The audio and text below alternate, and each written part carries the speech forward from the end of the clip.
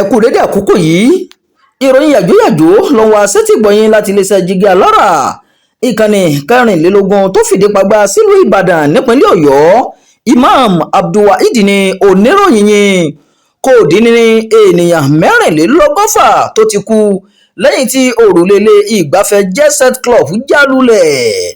Ogunlọ́gọ̀ àwọn òṣìṣẹ́ pàjáwìrì ni wọ́n ti kó sẹ́nuṣẹ́ láti wá àwọn tó ṣeéṣe kí wọ́n má tì kú nígbàtí ìṣẹ̀lẹ̀ òrùlé ilé fàájì alẹ́ kan tó ya lulẹ̀ ní Dominican Republic, èyí tó pa ọ̀pọ̀ èèyàn tí wọ́n tún ní òǹkà àwọn òkú náà sì ń pọ̀ sí lójoojúmọ́. Ọjọ́ Ṣẹ́gun ọjọ́ kẹjọ oṣù kẹrin ọdún 2025 yìí ni ìṣẹ̀lẹ̀ náà wáyé ní ilé fàájì ọ̀hún tí wọ́n pè ní Jet Set Club tó wà ní olú ìlú orílẹ̀-èdè náà, Santo Domingo. Ó kéré tán èèyàn 124 ni àwọn aláṣẹ sọ pé ó ti kú nínú ìjàmbá yìí. 150 èèyàn ni wọ́n ló tún farapa nígbà tí òrùlé ilé fàájì alẹ́ náà ya ní nǹkan bíi aago 6 ìdájí. Olórí ẹ̀ka tó rí sí ìṣẹ̀lẹ̀ pàjáwìrì Juan Manuel Mendez sọ pé àwọn kò ní ju wákàtí 24 sí 37 lọ láti wá àwọn tó ṣeéṣe kí wọ́n sì wà lábẹ́ ilé náà. Nígbàtí ìjàmbá náà ṣẹlẹ̀, ó lé lọ́gọ́rùn-ún èèyàn tó ṣe fàájì lọ́wọ́ nínú gbajúgbajà ilé ọtí náà. Eléré mèrèǹgè kan tí wọ́n pe orúkọ rẹ̀ ní Ruby Perez ló ń ṣeré fún àwọn ènìyàn lọ́wọ́. Lára àwọn èèyàn tí wọ́n fìdí rẹ̀ múlẹ̀ pé wọ́n ti kú nínú ìṣẹ̀lẹ̀ yìí ni Perez, Otavio Dotel tó jẹ́ gbajúgbajà agbábọ́ọ̀lù ọlọ́wọ́ nígbà kan, àti Tony Blanco. Bákan náà ni wọ́n kéde ikú gómìnà ẹkùn kan náà nínú fídíò kan tí wọ́n fi fóònù yà ní ilé fàájì náà. Èyí tí iléeṣẹ́ ìròyìn fìdí rẹ̀ múlẹ̀ ni àtìrí Perez lórí ìtàgé tó ń kọrin nígbàtí ọkùnrin tó ya fídíò náà ń sọ̀rọ̀. Nǹkan kan jábọ́ látòrí àjà ọkùnrin tó ń ya fídíò náà ló ń sọ bẹ́ẹ̀, ó sì ń nàka sí orí òrùlé náà.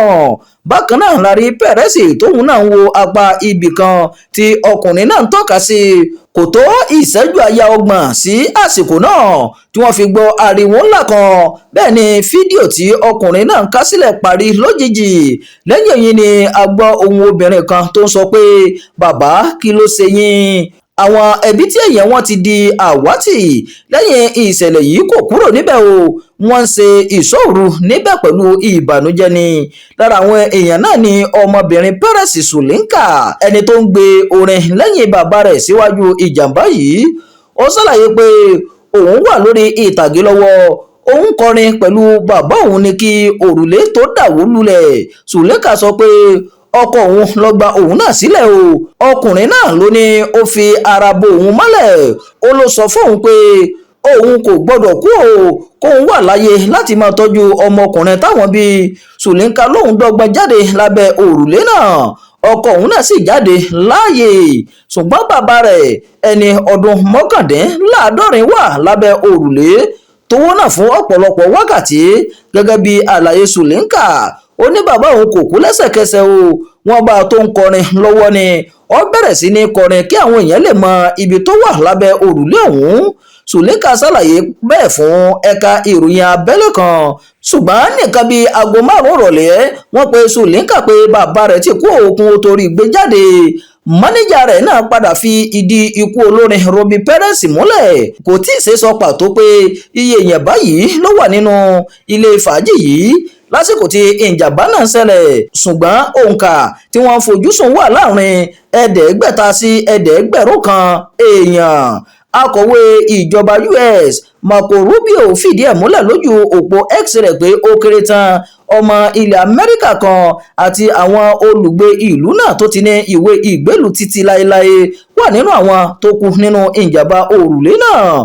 Ó ní òun àti ìyàwó òun Jẹ̀nẹ́tì ti bẹ̀rẹ̀ sí gbàdúrà. Orílẹ̀-èdè Amẹ́ríkà sì ti ṣetán láti ti àwọn Dominican Republic lẹ́yìn lásìkò ìṣòro yìí. Ní báyìí àwọn òṣìṣẹ́ aláàbò ti wọ apá bìkan ní ilé fàájì náà wọ́n lè ráàyè wo àwọn tí òrùlé náà bá sì tún yàbò tí wọn ò tí kú lábẹ́ òrùlé ọ̀hún. lásìkò tí à ń kó ìròyìn yìí jọ kò tí ì sẹ́ni tó lè sọ pàtó iye èèyàn eléyìí tí ó kú sábẹ́ òrùlé ọ̀hún. Tẹ́lẹ̀ ilé fíìmù tí wọ́n ti ń wo sinimá ni wọ́n fi ibẹ̀ ṣe wọ́n tó yí padà sílé fàájì tí àwọn èèyàn sì máa ń jó níbẹ̀ ní gbogbo alẹ́ ọjọ́ ìṣẹ́gun Monday. Àwọn olórin tó máa ń kọrin níbẹ̀ ó máa ń mú ọ̀pọ̀ èèyàn wá síbẹ̀ o lọ́jọ́ tí òrùlé yìí yá lulẹ̀. Ọ̀pọ̀ eléré ìdárayá aláfẹ́ àti àwọn olóṣèlú ni wọ́n kún bẹ́ẹ̀ láti dárò ikú àwọn tó bá ìṣẹ̀lẹ̀ náà lọ. Ààrẹ Abineda ti kéde àkókò ìkẹ́dùn ọlọ́jọ́ mẹ́ta káàkiri ìlú náà. Ìròyìn yàjóyàjó fún ti àkókò yìí kò ní jù báyìí lọ. Ẹ má gbàgbé láti máa subscribe sórí ìkànnì Jígí Alárà, ìkànnì 24 tó fìdí pagbá sílùú Ìbàdàn nípínlẹ̀ Ọ̀yọ́. Imam Abdulwaheed ló ti ń jábọ̀ ìròyìn láti ìlú Ìlọrin, ìpínlẹ̀ Kwara.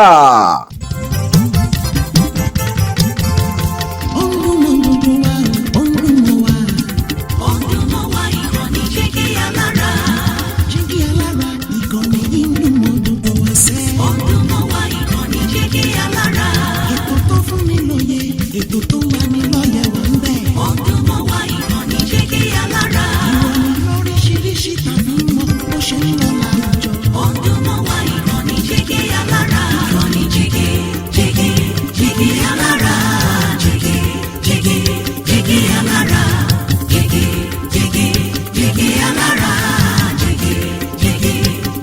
Alára. Ìkànnì Jígí Alára 24.